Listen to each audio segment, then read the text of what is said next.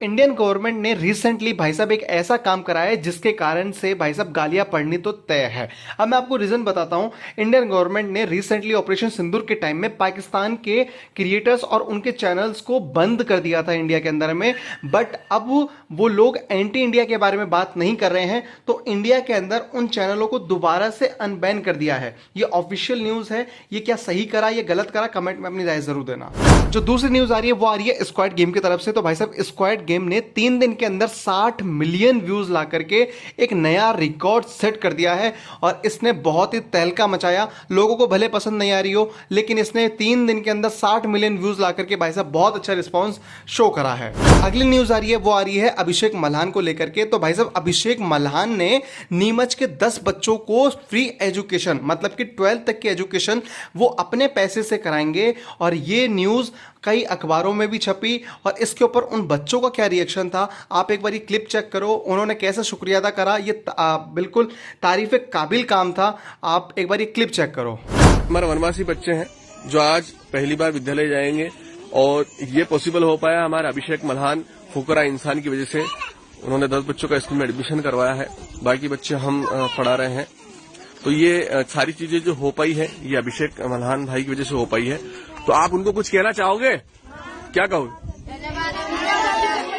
आप लोग पैसेंजर परमवीर को तो जानते ही होंगे। तो वो रिसेंटली अभी कजाकिस्तान गए थे। तो कजाकिस्तान में उनको भाई साहब हिंदू होने के ऊपर वहां के लोग कैसा ट्रीट कर रहे थे, आप एक बार उनकी क्लिप चेक करो, आपको सारी की सारी बात समझ में आ जाएगी। उन्होंने बताया कि भारत से जस्ट 3 घंटे की फ्लाइट लेने के बाद जो कजाकिस्तान आता है, जो इंडिया के सबसे पास में पड़ता है, उसमें हमको मतलब इंडियन होने का, हिंदू होने का बहुत ही ज्यादा नुकसान हुआ। एक बार ये क्लिप चेक करो। फोटो खिंचाने लग रहे तो शक्ति को कड़े खातर का नहीं दिखाइए, धागे खातर। इसलिए ये बोल रहा था कि पैंट में से तार के तामने उस पे बांध रखा गया।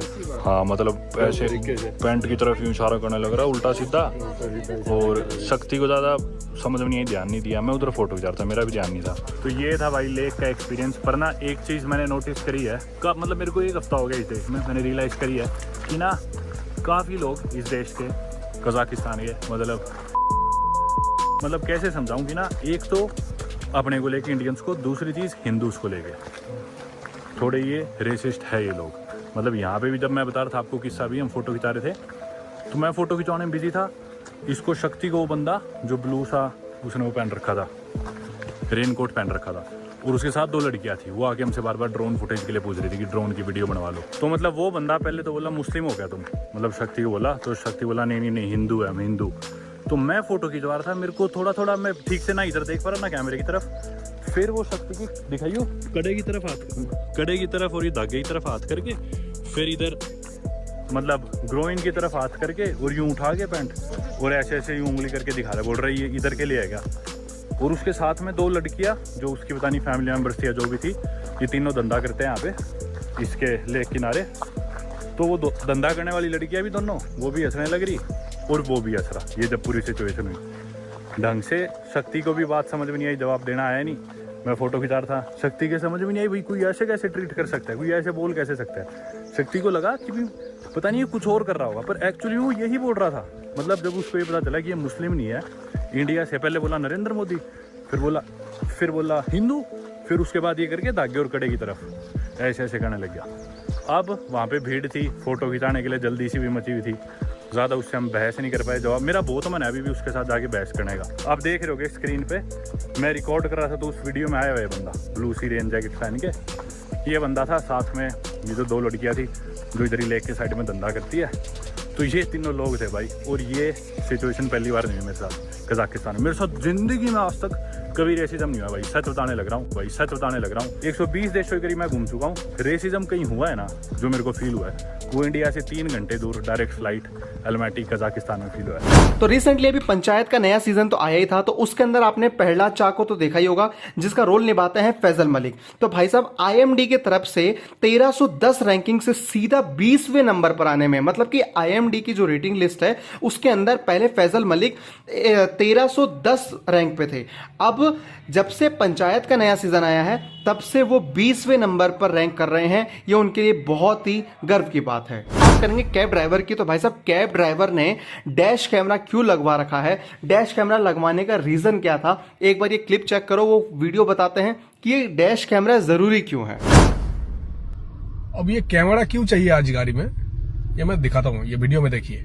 मेरे दो भाई तुम बॉटल नहीं दे समझ दे रहे मेरे हो। को ना, तू हाथ में नहीं। अरे भैया आप चलो ना भैया, वो दरवाजा बंद नहीं हुआ, बंद करिए पहले। बंद हम लोग देख लेंगे, आपको दिक्कत है ना पुलिस के सामने हम हटा देंगे।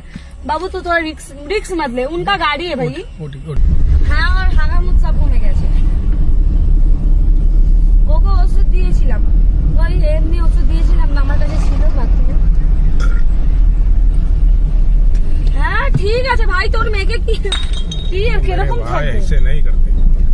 तो समझ में आया कैमरा क्या क्यों जरूरी है। तो यही अगर लोगों का प्राइवेसी है तो मैं तो इसे अफोर्ड नहीं कर सकता भाई, मेरे गाड़ी में तो नहीं हो पाएगा ये। इसी के बाद हम लोग बात करते हैं एक आदमी की जो कि डिप्रेशन में था। वो पिछले 3 साल से अपने आप को एक रूम के अंदर बंद कर लिया था। तो उसके फ्लैट के जब आदमियों ने उसका रूम खोला तो भाई साहब क्या देखने को मिला, आदमी की हालत खराब थी और भाई साहब स्विगी और जोमेटो के फूड पैकेट से पूरा रूम भरा हुआ था। एक बार ये क्लिप चेक करो। बोलने गए ना कुछ हो गए तो फिर वही दिन सोसाइटी वालों को बोलेगी ना ऐसे ऐसे हो गए करके, तुम कुछ बोलते नहीं।